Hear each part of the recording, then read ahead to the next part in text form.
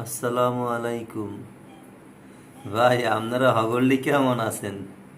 আপনাকে একটা সুখের সংবাদ দিতে আসছি, খুশির সংবাদ। কালকে রাত্রিরে বাংলাদেশ ক্রিকেট টিম আরব আমিরাতের লাগে হারিয়ে গেছে, বুঝছেন?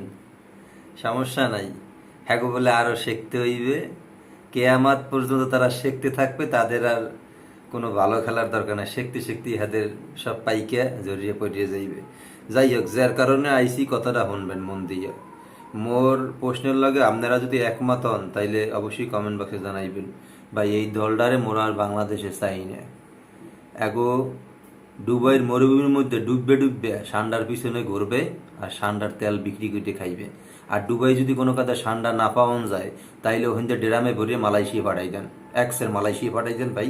হেন ভাইয়ারা মনে করেন সান্ডার মরুভূমিতে ধরবে আর খাইবে। এই দলের দিয়ে কোনো কাম হইবে না। হ্যাদের অধিক বেশি সান্ডা ধরুক, খেলাধুলার কোনো দরকার নাই ভাই, ঠিক আছে? একদিন কইছে সিনিয়র প্লেয়ারকে বাদ দাও, জুনিয়ররা ভালো খেলবে, কিন্তু সিনিয়র প্লেয়ারকে সব বয় থুইছি, সাকিব মাকিব সব মনে করেন আউট অফ বাউন্ডারি।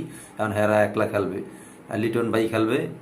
আর এরপর হারা পুরপুরা মেজাজে আছে, কাইলে হারিয়ে যাইয়া একজন তো চলে গেছে পাকিস্তানে, হেন উড়াল দিয়ে যাই, হেন আবার টাকা কামাই করতে সমস্যা নাই, টাকা কামাই করুক।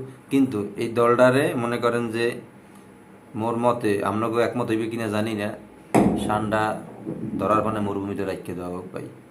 আসসালামু আলাইকুম, ভালো থাকবেন সবাই।